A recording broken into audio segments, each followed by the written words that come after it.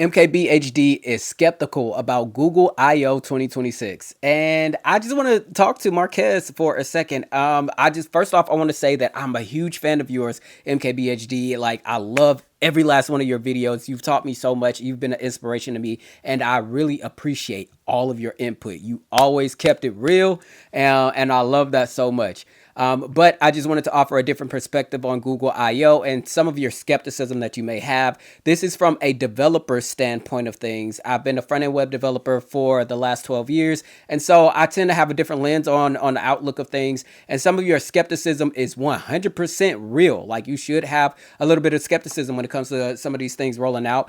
However, there maybe just release a little bit of that skepticism, just a little bit. So one of the things that I wanted to address was your skepticism around the Android Auto, and you mentioned, like, how does it know when you put the car in park to slide the video to the side?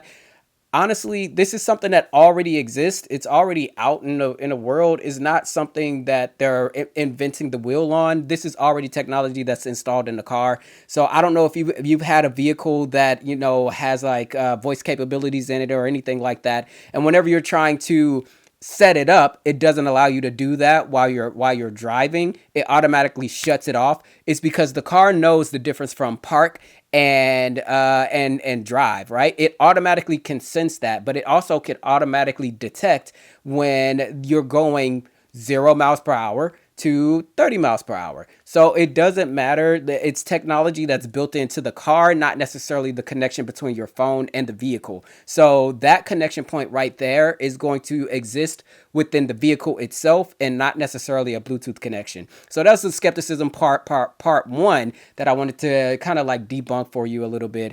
Part two is I wanted to talk more so about the agentic AI layer, and I completely understand your skepticism of it because AI has been somewhat sketchy in the last year or so, but it's getting better. It's getting better every day, every hour, by the hour. Matter of fact, by the time this video rolls out, I guarantee you there will have been some update or some new model that gets released in the time that it takes for me to post this video.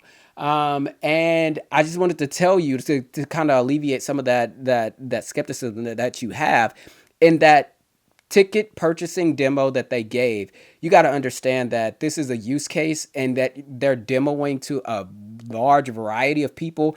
And there's so much work that goes into presenting these use cases and even just coming up with the use case of what is the use case that would hit the most amount of people that could be relatable to the most amount of people. And so they landed on this one. And I know that that was a lot of work to figure out what would be the best use case for them to demo. So that's one part of it. But the other part of it is that you don't want to get too deep in the weeds when you're presenting something that could be highly technical to a group of people who you're in a presentation type mode. You don't want to bore people to death by going, well, you're going to click this and then you're going to click confirm and then you're going to click deny and then you're going to give it your credit card information and you're going to have to walk through this step. And, you know, so I know it may have seemed like they were presenting it as a one click and done kind of thing, but it had to be condensed for the purpose of the presentation. And so I don't fault them at all for doing that, and that I think it was a good use case. I mean, they're trying to reach as many people as possible, and I think that is a great use case. And so there is that, and that's really the one I really wanted to talk to you about. But there's some skepticism that you have that I totally agree with. The whole like Googlebook thing, I 100% agree. Like you hit the nail on the head with that.